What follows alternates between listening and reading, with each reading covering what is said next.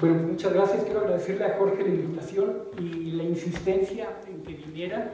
Entonces quiero advertirles que el trabajo que va a presentar en realidad son muchos principios, inicios de trabajitos. En realidad no hay nada muy concluido ni desde mi punto de vista muy sólido, pero bueno, se los doy, se los muestro.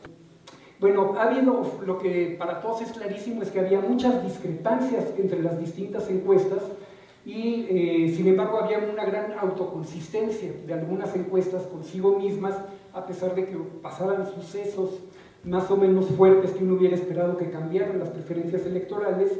Entonces preparé una página web que se titulaba Un metaestudio de opinión. Aquí había una explicación que no la pueden leer ustedes, tampoco la puedo leer yo ahorita, pero básicamente era una serie de preguntas. A la gente que entraba a esa página se le hacían 10 afirmaciones tomadas de una muestra de 20 afirmaciones, tomada al azar.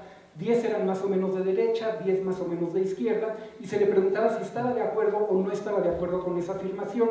Aquí dice, el ejército debe hacer labores que corresponden a la policía, ¿no? El ejército no debe hacer labores que correspondan a la policía.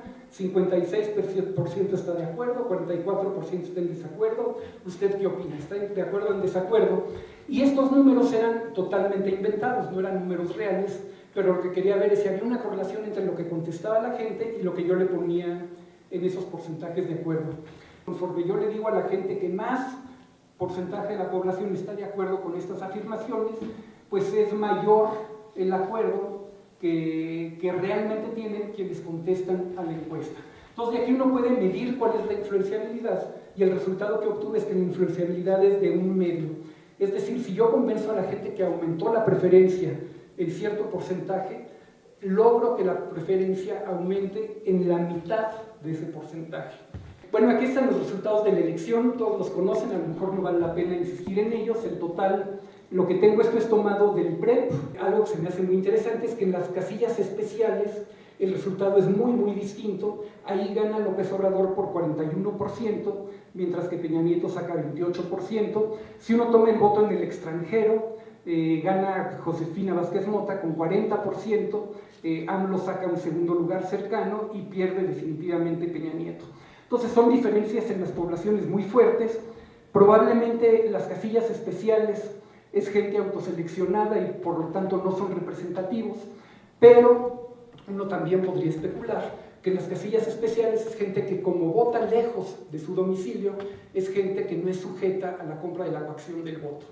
Pero lo que estoy graficando es la diferencia de votos entre la elección de presidente y la de diputados en las casillas normales, donde esos números deberían haber sido iguales, ¿no? Entonces llega el ciudadano a la casilla para la elección federal, le dan 3 actas, uno para la elección presidencial, otra para la de diputados, otra para la de senadores, y lo que uno espera es que él deposite un acta en cada una de las urnas correspondientes. Entonces el número de votos en total en la urna para presidente, uno esperaría que fuera la misma que en la urna de diputados y la misma que en la urna de senadores. Sin embargo, resulta que no es así, pues hay errorcillos, uno puede esperar errorcillos. Bueno, lo que me llamó muchísimo la atención de esto es que conforme nos alejamos del cero, o sea, cero quiere decir que no hay discrepancia, ¿sí? Si nos alejamos hacia la derecha en esta gráfica, quiere decir que hay más votos para presidente que votos para diputado. Si nos alejamos a la izquierda es que hay más votos para diputado que votos para presidente. Entonces, conforme nos alejamos del cero, empieza a caer. En el cero el pico es altísimo, es de 80 y tantos mil, entonces no se ve en esta gráfica, anda por allá arriba. Conforme nos alejamos empieza a bajar, pero un fenómeno curiosísimo es que al llegar a 10 votos aparece un pico. Sigue bajando y al llegar al 20 hay otro pico, y sigue bajando y al llegar al 30 hay otro pico, y en 40, y en 50, y en 60, etc. Aquí hay un pico en 100, y no es más o menos en 100, es exactamente en 100, ¿sí? Si hago lo mismo para la resta de presidente menos senadores, sucede cualitativamente lo mismo, tenemos los mismos picos en las mismas posiciones, ¿sí? Entonces, ¿qué significa eso? Significa que hay errores, es obviamente que hay errores. Si sumo el tamaño de las discrepancias, por algún motivo ya no tuve tiempo de corregirlo, pero solo lo hice sobre los múltiplos de 10, eso obviamente es artificial, eso obviamente no son errores naturales, los que uno hubiera esperado. Si sumo sobre estas casillas donde la discrepancia es un múltiplo de 10, resulta que el 10%, o sea, la suma del valor absoluto de todas las discrepancias sobre estos múltiplos de 10 es el 10% del total de los votos. Lo debí haber hecho sobre todas las casillas donde hay discrepancias. Ahora la pregunta es, ¿qué es lo que puede explicar estos piquitos en múltiplos de 10?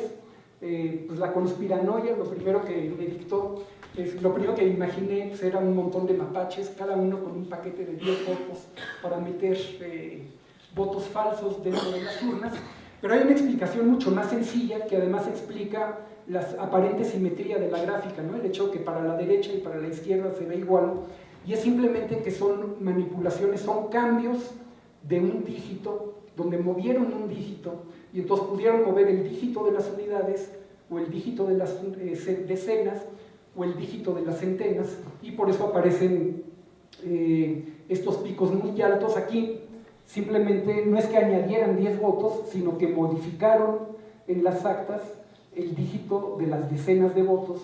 Aquí modificaron en las actas el dígito correspondiente a las centenas de votos.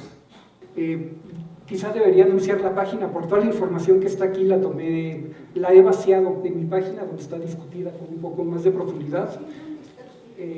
Luego les paso por escrito el nombre, porque no es un nombre fácil de recordar, pero quizá la pueden buscar bajo elecciones 2012 en la red, les puede aparecer, ¿no? Aparece asociada a mi nombre.